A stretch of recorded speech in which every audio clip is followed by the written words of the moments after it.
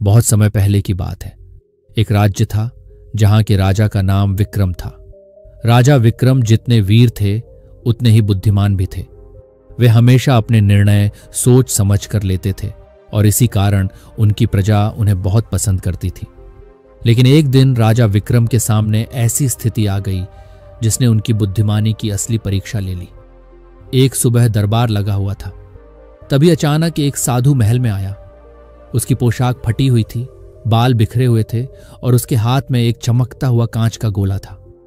महाराज, साधु ने बुलंद आवाज में कहा, यह कोई साधारण गोला नहीं है, यह भविष्य देखने का साधन है। अगर आप इसे ध्यान से देखें तो यह आपके आने वाले समय की झलक दिखा सकता है। राजा विक्रम को यह सुनकर बहुत आश्चर्य हुआ। उन्होंने गोला साधु के हाथ से लिया और उसे ध्यान से देखने लगे। तभी गोले में एक अजीब दृश्य उभर आया। राजा ने देखा कि उनका राज्य नष्ट हो गया है, महल खंडहर में बदल चुका है और प्रजा दुखी और बेघर हो गई है। राजा का चेहरा सफेद पड़ गया। ये क्या हो रहा है? क्या यह सच है? उन्होंने घबरा कर पूछा। साधु ने गंभीर स्वर में कहा, हाँ महाराज, यदि आप गलत निर्णय लेंगे तो आपका राज्य बर्बाद हो जाएगा। लेकिन चिंता मत कीजिए, मैं आपकी परीक्षा लेने आया हूं। यदि आप मेरी 3 पहेलियों का सही उत्तर दे देंगे तो मैं आपको इस विनाश से बचने का उपाय बता दूंगा। राजा ने तुरंत स्वीकृति दे दी।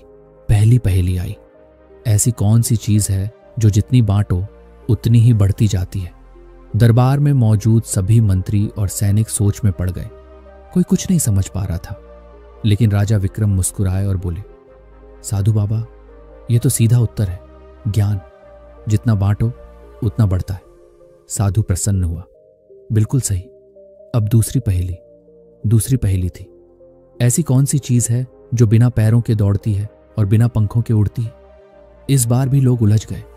लेकिन राजा विक्रम तुरंत बोले, समय बिना पैरों के दौड़ता है और बिना पंखों के उड़ जाता है। साधु फिर मुस्कुराया। बहुत बढ़िया महाराज।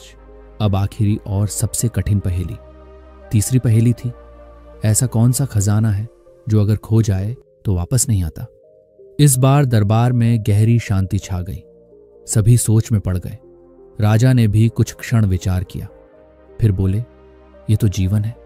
जीवन एक बार चला जाए तो वापस नहीं आता।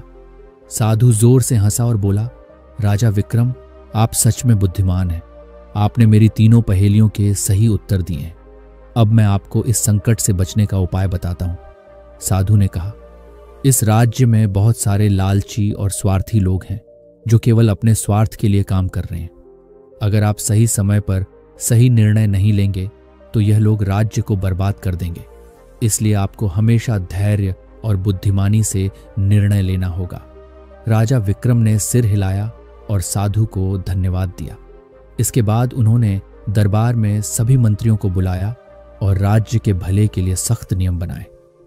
उन्होंने सुनिश्चित किया कि राज्य में ईमानदार लोग ऊंचे पदों पर रहें और हर फैसला सोच समझ कर लिया जाए। कुछ समय बाद वही भविष्य दिखाने वाला कांच का गोला फिर से राजा ने देखा। इस बार उसमें जो दिखा वह एक सुंदर और खुशहाल राज्य था। महल चमक रहा था, लोग आनंद में थे और चारों ओर समृद्धि थी। राजा विक्रम ने चैन की सांस ली। इस तरह राजा विक्रम ने अपने बुद्धिमान निर्णयों से अपने राज्य को संकट से बचाया और अपने लोगों को खुशहाल जीवन दिया। इस कहानी से हमें यह सीखने को मिलता है कि मुश्किल समय में सही निर्णय लेना बहुत जरूरी होता है। कभी भी डर या घबराहट में कोई फैसला नहीं लेना चाहिए, बल्कि धैर्य और समझदारी से सोचना चाहिए।